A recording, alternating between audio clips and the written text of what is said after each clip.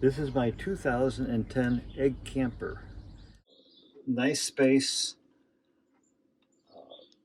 My wife loves it, and well, I do too. Welcome to our channel. We're taking a quick break from our off-grid home build to visit the Spring Fling New England egg rally of fiberglass campers.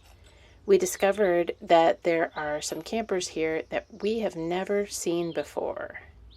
It's a bit of a drippy day for the Shine and Show, but we've got our rainbow lights on and we've been showing off our trailer. And I am off to go and take a look at the EggCamper. Let's go check it out. Hi, my name is Pat. We're from my wife Linda are from Illinois. This is my 2010 EggCamper.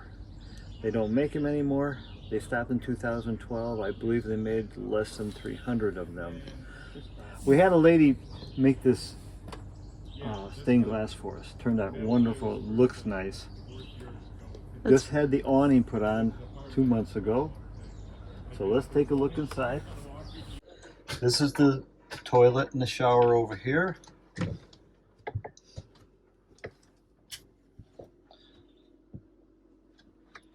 Now over here they have a pantry. I call it a pantry because that's where we keep our food. I made shelves for that. The gentleman made this with the thought of buying everything locally as opposed to going back to like egg and buying things. So you could buy the air conditioner, which is down here, just a regular air conditioner window unit. It works well. It is about 7.5 feet wide. And you see, I'm almost 6 foot, and I still have quite a bit of room above my head. This, that's what we kind of like most about it. It's nice and wide and airy.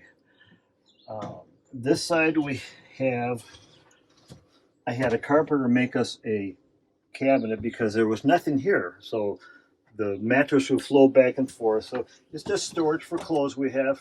He did a nice job on that. Underneath this side is the water tank, and back here is the hot water tank.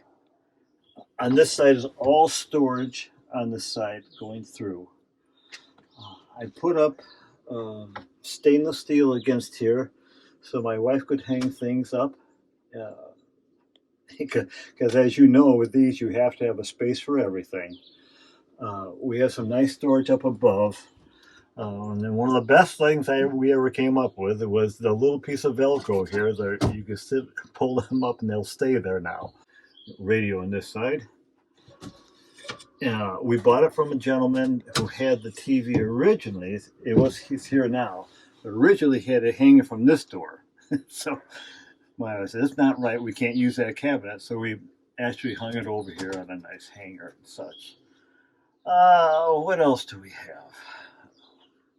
We have this here because we used to have 3 dogs, and they used to love to jump up here.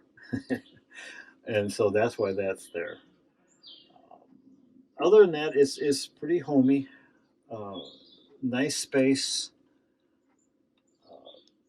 My wife loves it, and well, I do too.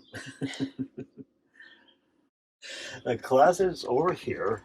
Originally, when we bought this, the handle was over here. I walk by here, so if you're here at night and you open the door, well, that doesn't help very much. You have to go around it. So I've changed it to this side, and this is the closet. Made shelves. Actually, they're little like teardrop shelves. Try to use the same wood as my carpenter did over there.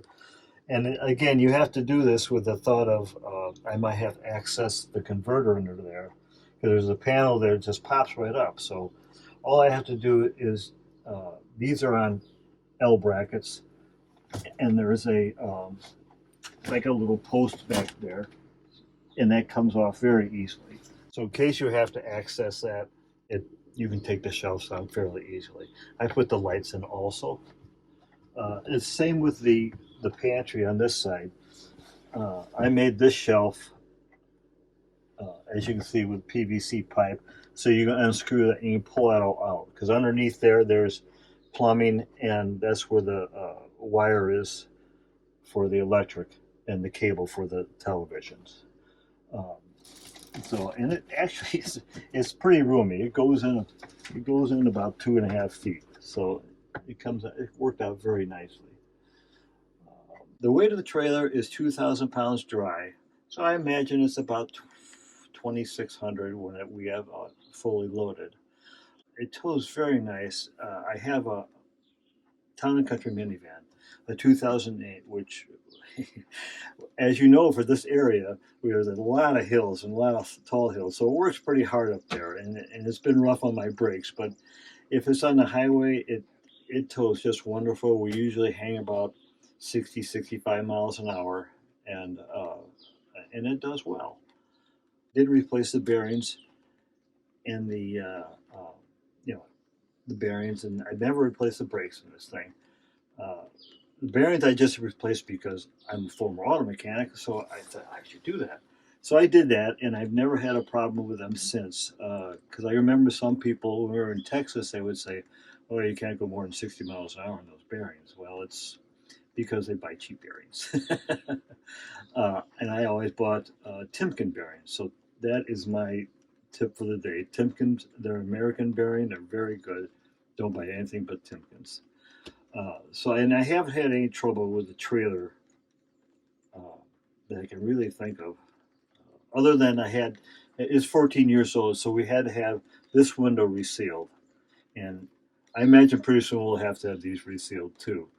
Uh, but other than that, the only other leak I had was a clearance light in the back, and it would leak down the back here. Well, that's because the rubber got dried up, and it wasn't a good seal. But other than that, these don't leak. So that's a very nice feature. That's one of the best features I think about the whole thing.